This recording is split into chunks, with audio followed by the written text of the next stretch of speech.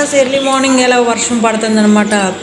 మంచి ఫ్రెష్గా అలా మొక్కల్లోకి వెళ్తే ఆ ఫీలింగ్ వేరే. ఆ చెట్టు మీద పడే నీళ్ళు చుక్కలు ఎంత హ్యాపీ అంటే అది చూసేటప్పుడు మనసు ఉల్లాసంగా ఉత్సాహంగా అన్నట్టు ఉంటుంది. కరేపాకు వెళ్ళి అలా ఆడుకుంటున్నాను పొద్దున్నే. మనకు ఏంటంటే పప్పు మామిడికాయ తాలింపు వేస్తున్నాం. ఈ తాలింపులు వేయడం కూడా చాలా రకాలు ఉంటాయి.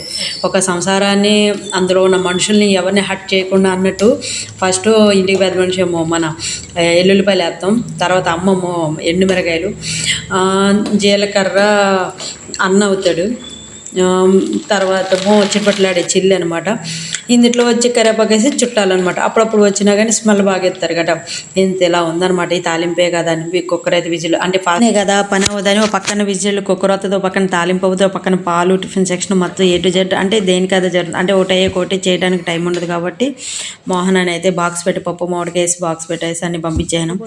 ఇంకా ఇవాళ పూజా కార్యక్రమాలు అయ్యి కొంచెం శుక్రవారం అన్నీ అయ్యేటప్పటికి మధ్యాహ్నం అయితే ఇంకేమీ చేయలేకపోయాను. కానీ సాయంత్రం మళ్ళీ దేవుడి కాడ ఇల్లు గట్ట ఊడ్చుకొని దేవుడి కాడ సర్దుకొని దీపం పెట్టే ముందు పైకి ఎక్కాను అనమాట.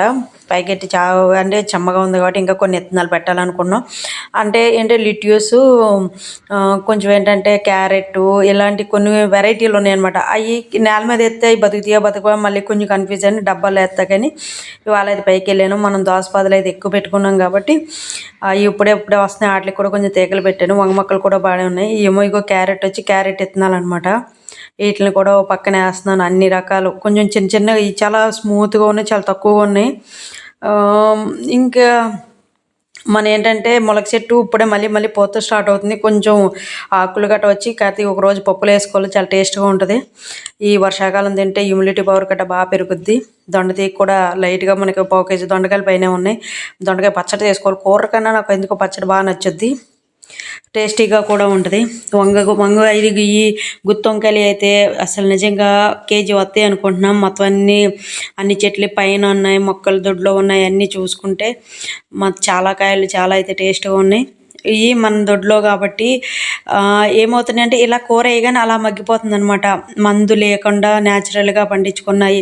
చూడండి ఎంత వర్మీ కంపోస్ట్, బయోగ్రాములు ఇవి వాడటం వల్లనే చీడ పురుగులు కూడా చాలా తక్కువగా ఉంటుంది, చాలా టేస్టీగా కూడా ఉంటుంది. రేపు మార్నింగ్ అనుకుంటున్నాను కర్రీ గుత్తి వంకాయ వండాలని. చూద్దాం ఏం జరుగుద్దో. అందాక ఆ టయానికి ఫాస్ట్గా డ్రాగన్ చాలా రోజులు అయింది పెడదాం అనుకున్నాం. కానీ ఒక 2 బీరకాయలు కూడా ఉన్నాయి. అది సరే. ఇదేంటంటే కలబంద, మనకి ఎప్పుడు ఫ్రెష్గా అప్పుడప్పుడు తలక పెట్టుకోవడానికి కదా.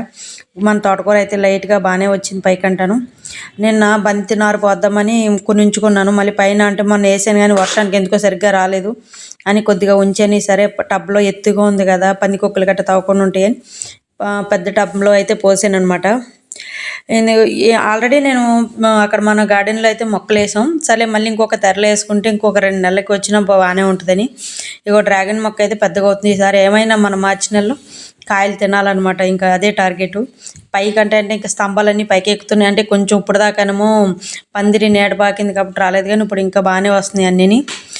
ఇంకా పొట్లకాయలు ఇప్పుడైతే మనకి స్టార్ట్ అయినాయి. ఒక 3 కాయలు అయితే చిన్నగా ఇప్పుడు ఇంకా ఇక్కడ నుంచి బాగుంటాయి అనమాట. మెయిన్ పొట్లకాయకి చల్లదనం ఉండాలి, అప్పుడు బాగా చేతికట్టు హైలైట్. కాకపోతే వర్షాకాలం కూడా బాగానే ఉంటుంది.